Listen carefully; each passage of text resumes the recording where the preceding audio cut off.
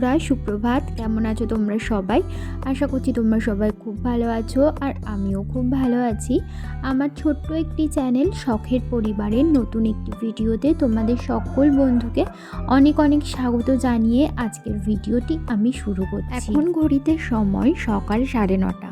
আজকে ঘুম থেকে উঠেছি ওই 7:15 নাগাদ। আস্তে আস্তে চেষ্টা করছি একটু সকালের দিকে ঘুম থেকে ওঠার। আমার না ওই 7:30টার আগে ঘুম ভাঙে না।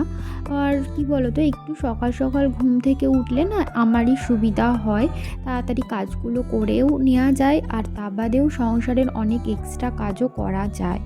তো সেই কারণে না আমি চেষ্টা করছি একটু সকাল সকাল ঘুম থেকে উঠবার। যদিও একটু সকালে ঘুম থেকে উঠতে কষ্টই হয়, বলতে কি এই ঠান্ডার মধ্যে না সকালবেলা ঘুম থেকে উঠতে একদমই ভালো লাগে না। কিন্তু একবার যদি সকালে কষ্ট মষ্ট করে ঘুম থেকে উঠে পড়া যায় তাহলে একটাই সুবিধা হয়। তো যাই হোক, এখন তো ওই ঘড়িতে 9:30 মতো বেজে গেছে, আর এরই মধ্যে আমার সংসারের অনেকগুলো কাজই হয়ে গেছে। যেমন বাসি কাজকর্ম সেরে আমি স্নান করে নিয়েছি, আর স্নান করে পুজোও আমার কমপ্লিট হয়ে গেছে। পুজো করেই না এই ঘরটার দিকে আজকে আমার নজর পড়েছে। যদিও কালকেই নজর পড়েছিল, কিন্তু কালকে না আমি টাইম পাইনি যে পরিষ্কার করব। এই ঘরটা বেশ অনেক দিন ধরেই অগোছালো হয়ে রয়েছে। যদি কোনো জায়গা আমার মনে হয় যে অগোছালো পরিষ্কার করার দরকার, তো ওই জায়গাটা আমি যতক্ষণ না পরিষ্কার করব ততক্ষণ আমার মনের মধ্যে শান্তি আসে না। তো এই তো কালকেই ভেবেছিলাম পরিষ্কার করব, কিন্তু কালকে আর সময় পাইনি, তাই আজকে সকাল সকাল লেগে পড়েছি ঘরটা পরিষ্কার করতে।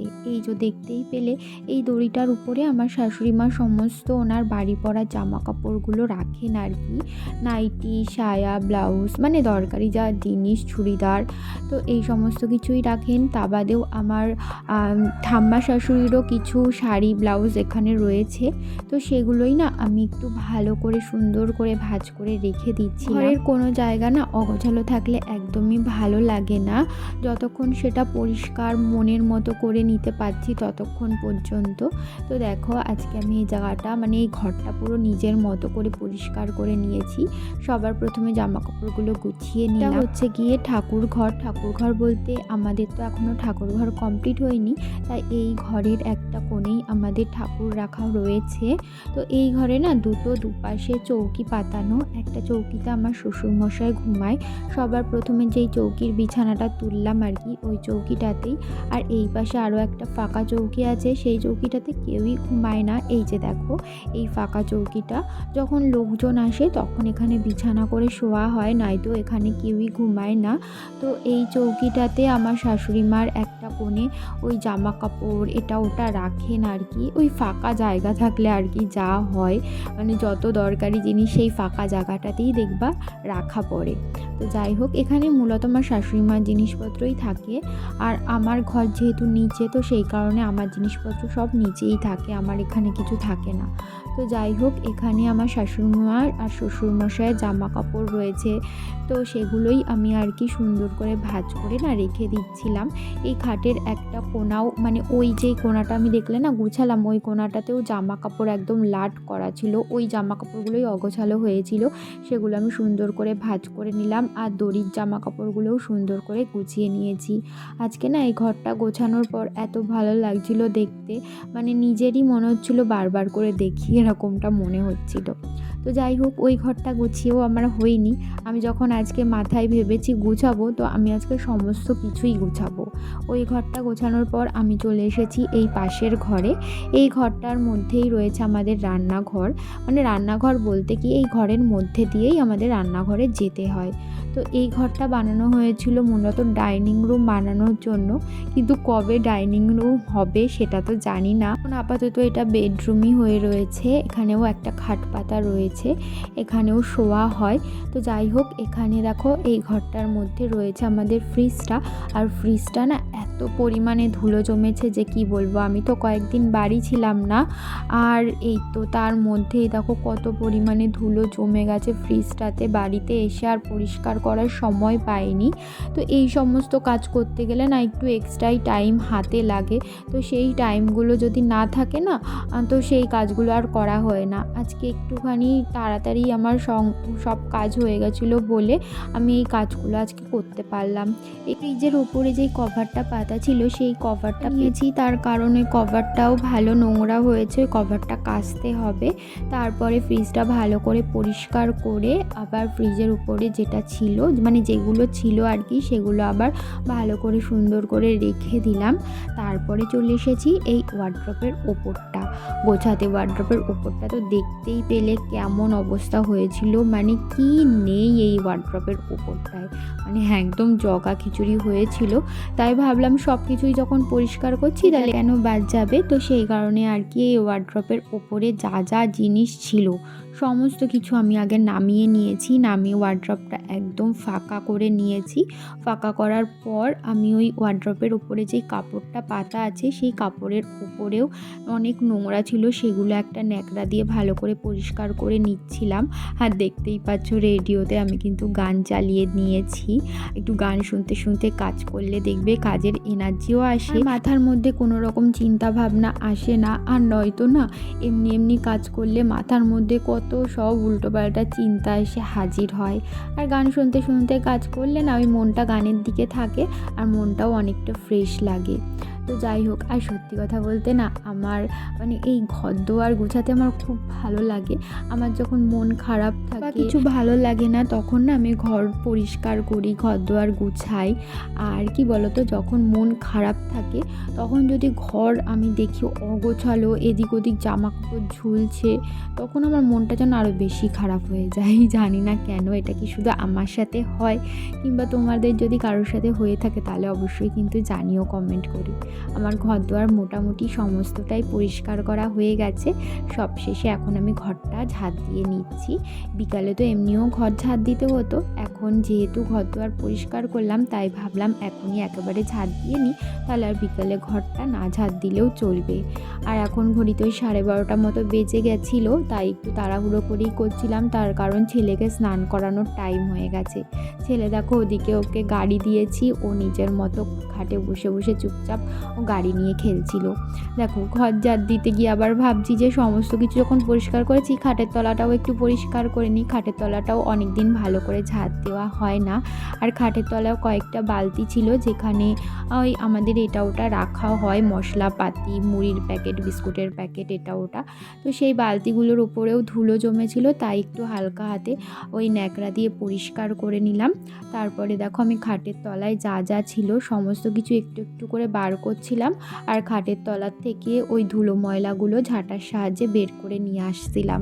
মানে ওই খাটের তলাটা একটু ভালো করে ঝাঁট দিয়ে নিলাম। আর সত্যি কথা বলতে কি বলতো, এই ঘর বাড়ি পরিষ্কার করার সব থেকে সঠিক সময় হচ্ছে গিয়ে বাড়িতে যখন কেউ থাকে না, মানে নিলিবিলি নিজের মতো করে কাজ করব, কেউ কিছু বলার থাকবে না, তো তখনই দেখবে মানে ঘর দুয়ার ভালো করে পরিষ্কার করা যায়। আর নাই তো বাড়িতে যখন সবাই থাকে না তখন নিজের মতো করে কাজও করা যায় না। আর ঘর দুয়ার দেখবে এই ধরো আমি কোনো একটা জায়গা পরিষ্কার করছি, তখনই সেই জায়গাটা আর একজনের প্রয়োজন হলো, এরকম করে না আর ভালো করে পরিষ্কারও করা হয় না। এটা তো আমার মনে হয়, জানি না কার কি মনে হয়। তো যাই হোক, ঘর ঝাঁট দিয়ে চলে এসেছি সোজা বাসন মাজতে। ওদিকে রান্নাঘরটা তো পরিষ্কার করে নিয়েছি আগেই, কিন্তু বাসনগুলো আমার মাজা হয়েছিল না। আজকে একটু কমই বাসন হয়েছে অন্যান্য দিনের তুলনায়, সেই বাসনগুলো এখন আমি মেজে নিচ্ছি। বাসনগুলো মাজা হয়ে গেলে ছেলেকে স্নান করাবো।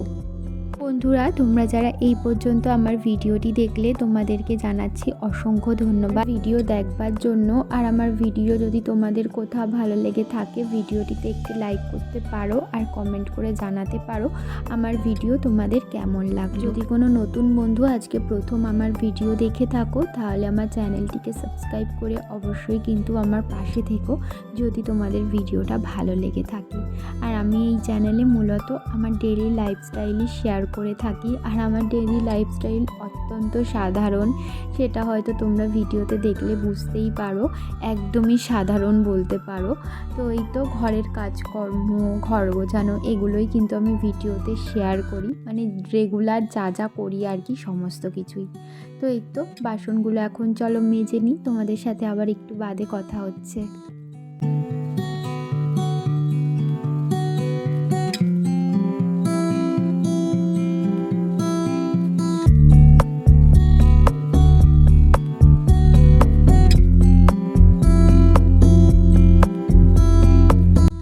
তো সামনে দুটো বিয়ের নিমন্ত্রণ রয়েছে। তো আমার মাসির ছেলের বিয়ে আর একটা রয়েছে আমার কাকার মেয়ের বিয়ে, যদিও নিজের কাকা না।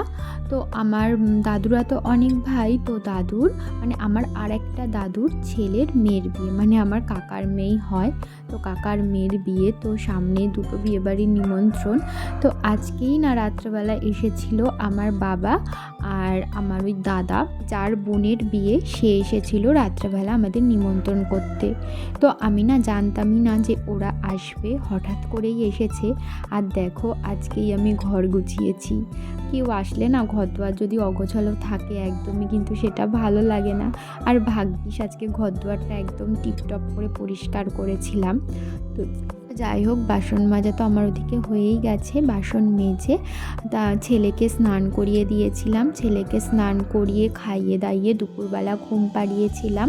আর আমিও দুপুরে একটু ওর পাশে শুয়েছিলাম। তারপর সন্ধ্যা হয়ে যাওয়ার পর সন্ধ্যা পুজো সমস্ত কিছু দিয়ে না আমি চলে এসেছি রান্নাঘরে। আজকে রাত্রে রান্না করব এই যে ভাজা সমস্ত রকম দিয়ে, মানে বিট, গাজর, লাউয়ের খোসা সমস্ত কিছু দিয়ে একটা ভাজা করব, আর করব রুটি। এই যে আমি যখন এই লাউয়ের খোসাগুলো কুচাচ্ছিলাম তখনই কিন্তু ওরা এসেছিল, মানে ওই তখন কটা বাজে, ওই 7টা মতো বাজে, তখনই ওরা এসেছিল। আর হঠাৎ করে এসছে তো মানে আমি একদমই অবাক হয়ে গেছি। তারপরে যদিও বাবা আসে মাঝে মাঝে হঠাৎ করে, কিন্তু আসলে ওই দিনের টাইমটায় আসে, দিন বলতে ওই 10টা 11টার দিকে সকাল। আর এই এত রাতে কখনোই আসে না, মানে 7টা 8টার দিকে। তো আজকে এসেছে, আমি পুরো অবাক হয়ে গেছিলাম। তো যাই হোক, ওরা আসার পর আমি ওদের জন্য বানিয়ে দিয়েছিলাম একটু চা। আমার শ্বশুরমশাই আর বাবার জন্য বানিয়েছিলাম লিকার চা, আর ওই দাদার জন্য বানিয়েছিলাম দুধ চা। আর বাবা আসার সময় নিয়ে এসেছিল ঘুগনি আর মোচার চপ, সেই চপগুলোই ওদের চায়ের সাথে দিয়ে দিয়েছিলাম। তো এই তো দাদারা তো বলছিল একদমই খাবে না, কারণ আজকে আরও অনেক বাড়িতে যেহেতু নিমন্ত্রণ করতে গেছিল, তো সবার বাড়ি থেকে কিছু না কিছু যেহেতু খেতে দিয়েছে, আর আমাদের বাড়িতে একদম লাস্টে এসেছিল নিমন্ত্রণ করতে। তো সেই কারণে না ওদের পেটে নাকি আর জায়গা ছিল না, তাই ওরা বলছিল একদমই খাবে না, তাও আমি জোর করে দিয়েছিলাম। তো যাই হোক, ওরা তো চলে গেছে। ওরা যাওয়ার পর আমি বসিয়ে দিয়েছি, এখন এই ভাজা হয়ে গেছে। আর রুটি করতেও একটু টাইম লাগবে, আমি তো তাড়াতাড়ি রুটি বানাতে পারি না, আমার একটু টাইমই লাগে। তো সেই কারণে এই তো একদিকে কড়াইয়ে ভাজাটা বসিয়ে দিলাম, একদিকে ভাজাটা হবে আর একদিকে আমি এক এক করে রুটি বেলবো আর ভেজে নেব। না রুটিটা একটু শক্ত শক্ত হয়ে গেছিলো, যেহেতু আটা মেখে সাথে সাথেই রুটিগুলো ভেজেছিলাম, তো সেই কারণে আজকে একটু আগে থেকেই আটাটা আমি মেখে রেখেছিলাম যাতে রুটিগুলো একটু নরম নরম হয়। আর সত্যি আজকে রুটিগুলো অনেকটাই নরম হয়েছিল কালকের তুলনায়। তো এই যে দেখো আমি এক এক করে রুটিগুলো বেলে নিচ্ছিলাম, বেলার পর তাওয়াতে দিয়ে এখন গ্যাসটা জ্বালিয়ে দিলাম। ওদিকে আস্তে আস্তে ওই রুটিটা হতে থাকবে, ততক্ষণে আমি আরেকটা রুটি বেলে নেব। তো বন্ধুরা, আজকের ভিডিওটা না আমি বেশি বড় করতে পারিনি, এইটুকুনি। এই তো রান্না হয়ে যাওয়ার পর ছেলেকে খাইয়ে দেব, তারপরে আমরাও সবাই খেয়ে নেব। আর ছেলেকে আজকে তো দুধ রুটি খাওয়াবো, যেদিন রাত্রে রুটি বানাই সেদিন রাত্রে কিন্তু আমার ছেলেকে দুধ রুটিই খাওয়াই। তো একদিকে আমি রুটি বেলছিলাম আর একদিকে কিন্তু মাঝে মাঝে আমি ওই ভাজাটা নাড়িয়ে দিচ্ছিলাম যাতে তলায় না লাগে। আর যেহেতু এর মধ্যে বিট, গাজর আর লাউয়ের খোসা দেওয়া আছে, তো ভাজার সময় না অনেকটাই পরিমাণে ওই সবজিগুলোর থেকে জল বেরিয়েছিল। তো আস্তে আস্তে একদম ভাজছিলাম, দেখতেই পাচ্ছ একদম লোতে দেওয়া গ্যাসটা, যাতে সমস্ত সবজিগুলো ভালো করে সিদ্ধ হয়ে যায়। দেখো এখন কিন্তু আমি ছেঁকনির মাধ্যমে রুটিগুলো এই যে দেখো আজকে আমাদের রাতের খাবারে রয়েছে রুটি, আর এখানে রয়েছে ভাজা, এর মধ্যে রয়েছে লাউয়ের খোসা, গাজর আর বিট, 3 রকমের সবজি ভাজা আর রুটি। তো এটা এখন খেয়ে নেব। তাহলে চলো আজকের মতো ভিডিওটা এই পর্যন্তই, আবারও দেখা হবে খুব তাড়াতাড়ি পরবর্তী ভিডিওতে।